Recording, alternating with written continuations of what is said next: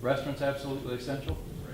I mean, I think that we've got, a great variety in kind of the middle to upper price range, but we don't have a lot in the middle to lower price range. And having some places that are, that fit that criteria and that also are unique and not part of a chain, I think adds a lot of value. There could be any kind of ethnic food. And, I would think price points of $15 a person and under.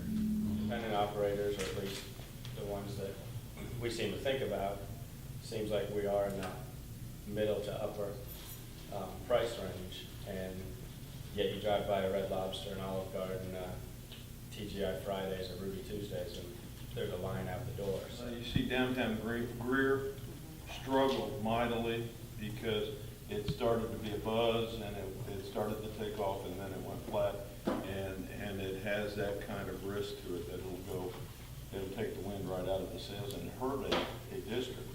Having an adventure with a cuisine that's around in not just a concentrated area, but in a broader area, will sustain it. Is, since we do, almost all of us probably go out to lunch 2 or 3 times a week at least here to, step out of the box and go someplace new. I think there needs to be a more concerted effort among those of us involved in this area.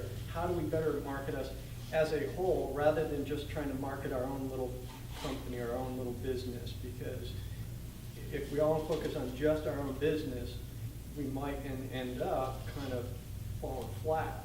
Look at Greenville downtown. I think of so much of the business is the tourism, is the attraction of people coming from out of town, and not those of us who live downtown. I think we support, but I think that if you're looking to move out, it's got to be people within a certain radius of where you are. And to sustain a high-quality independent operation, sometimes takes a combination of traffic generators like hotels and businesses in addition to residences. You get under the suburban location, you have to be pretty patient, and as you've been saying, you have to be very supportive. The community has to really support and be committed to sustaining an independent operation. And why are there no big restaurants open after 9:30 or 10 o'clock? When you go to the theater and you come out and you want to go to a late night dinner or something, and you cannot. It has to be integrated with all the other types of cultures we have in our community, whether it be with theater, going back to the farms. All of these different components add to the vibrancy of our downtown, and it adds to the vibrancy of the upstate. Really take off is when we start borrowing from each of these different sectors, whether it be the farmers, from the entertainment industry. So it can't be just dining alone. If you're going out for a nice dinner, and it doesn't necessarily have to mean expensive dinner, just if you're going out for what you consider to be a nice night, burger, high end, it is entertainment. You want to enjoy yourself the whole time. You want to be in a place that you want to be in and an atmosphere that you want to be in, that you feel good in.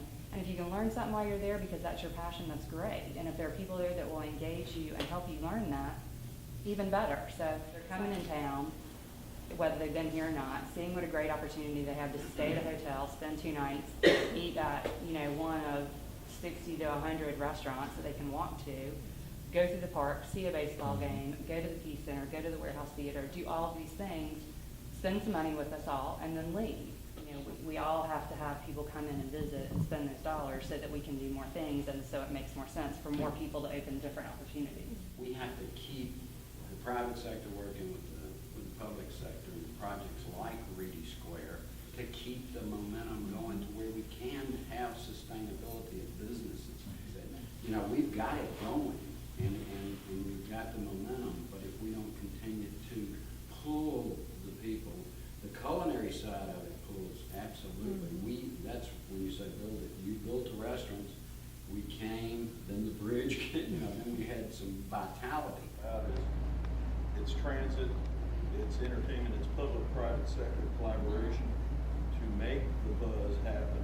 A lot of the reasons some of the restaurants are getting to be known and appreciated is because a lot of the independent restaurants have really strong wine programs, or they're putting an emphasis on wine, and they're putting an emphasis on educating their customers about wine. We work really hard with the servers at Table 301, and I suspect you do at High Cotton as well, to say, in a sense, we are not about selling food and wine. We are not here to sell food and wine. We are here to make memories.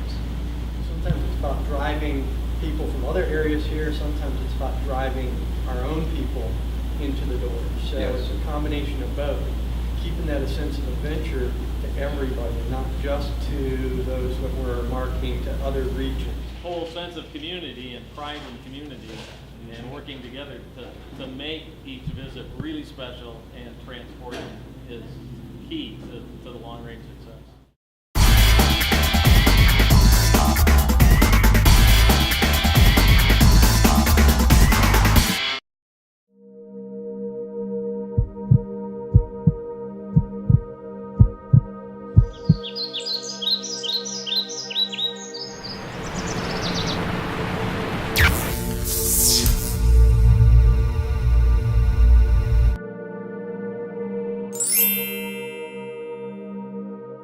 I have a dream today